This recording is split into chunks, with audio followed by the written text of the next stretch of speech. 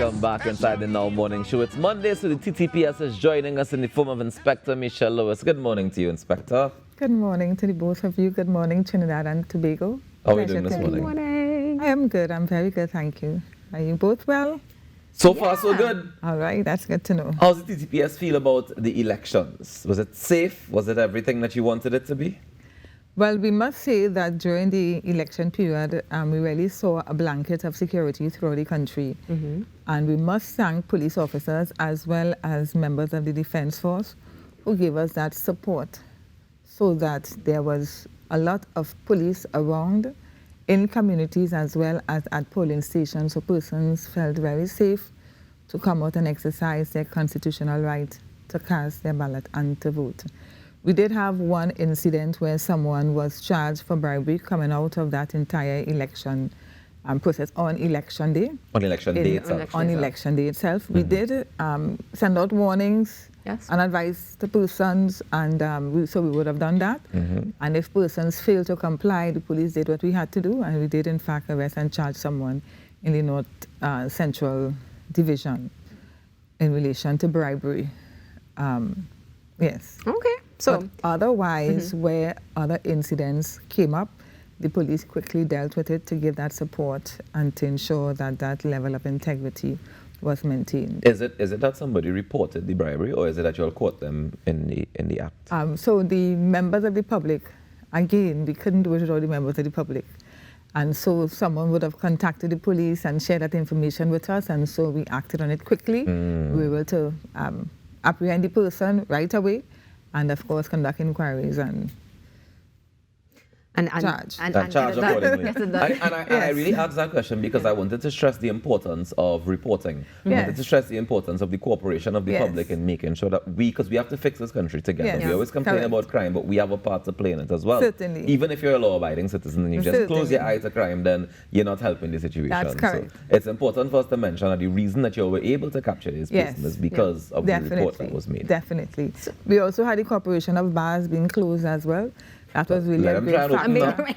Let them try and open up. We had some one or two little warnings of persons who may have, would have considered, but the warning was heeded, and we didn't see anybody breaching that law, because it's important that when persons go to cast their vote, they do it in sound mind and they're not influenced in any way. Okay. And so that's the reason for that aspect of the law.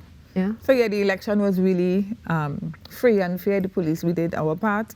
And so we really want to commend everyone that was involved in that process, that our election process maintained its integrity. So thanks to police officers and the community at large. Definitely, good job. I mean, I have to say, even of course, going to my polling station, that's one of the first things I noticed. There was a policeman by the door, there was a policeman by this door, people sitting down outside. And of course, very professional. Good day, ma'am. Yes, have a blessed day. And all those things kept it moving. But can you perhaps walk us through or share with us what the experience might be like for those who were working on the ground for elections when it comes to that time period when the polling stations close? I'm sure that must be quite an intense time. Would there have been police representatives on the ground? Yes, so we maintain the presence up until all the ballots are counted and we move from that polling station and taken to the returning officer, wherever the location for the returning officer is located. So that the officers will not leave at 6 p.m., nor will they reach at 6 a.m. Because they reached when they are, well, in most times they set up the day before, right? EBC set up the day before, the police will reach the day before, take the declaration and all that. So we ensure that during the course of the day, persons see the presence of the police in uniform. We also had officers in plainclothes doing their different type of operations,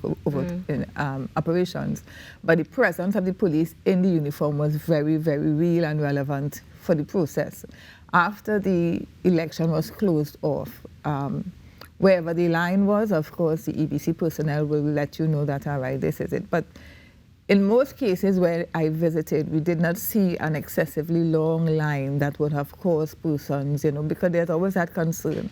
My experience has been once you are there at the time, regardless of how long the line is, you will vote.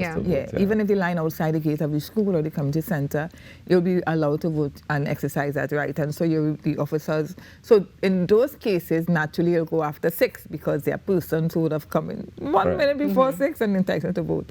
And then there's the counting of the ballot, the officer is present, they would put their initial or with the other members who are there, the agents for the political party, the everyone who's in the room, the entire staff in the room, and then they will escort those boxes to the returning officer. Having tabulated it, everybody agree with the figure, if there are any spoiled ballots or anything like that, yeah. So high integration. Yeah. To say the least. One of the things, of course, we're all speaking about is a free and fair election. The fact that it was relatively incident-free. You would have shared with us one of the incidents. As Rokas would have also mentioned, it is important that we, the public, get involved. So moving forward from this, do you see that in the next general election, we're going to have something just as smooth? It's going to get smoother with time? Because I'm sure you've been able to see the evolution over the past years. Yes, there is certainly. And it really is dictated by the party and the enthusiasm of the party supporters, you know? Yeah.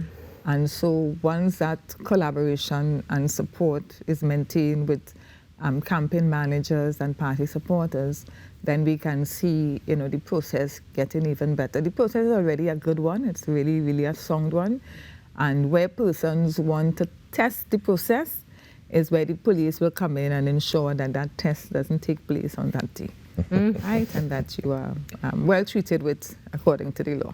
All right, so we had a safe and fair election, and we move on now, but safety is still a concern. Safety is still a concern. So even with the change in government, I mean, I want to ask if you know as yet, but I feel like you might know yet the difference between Ministry of Defense and Ministry of Homeland Security. Well, but either way, we still have safety as a primary concern. We still have safety as a primary concern, and certainly we will have the TTPS, Trinidad and Tobago Police Service, now have a different Minister of National Security.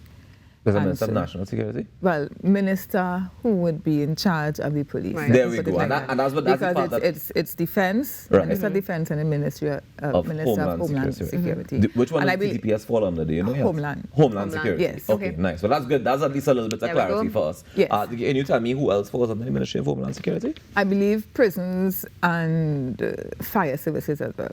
Okay. I'm not too sure about the Defense Force. Well, I assume the Defense Force will fall under the Ministry of Defense. But the thing about the Defense Force is the Defense Force has 4 formations. It has Coast Guard. Right. Yeah. So regiment might fall under, the Army then might fall under Defense. Yeah. And the Coast Guard might fall under Homeland Security. Yeah. We'll find out. We'll find out. But we know for sure Coast TTPS. Guard is under Defense. The fees, immigration.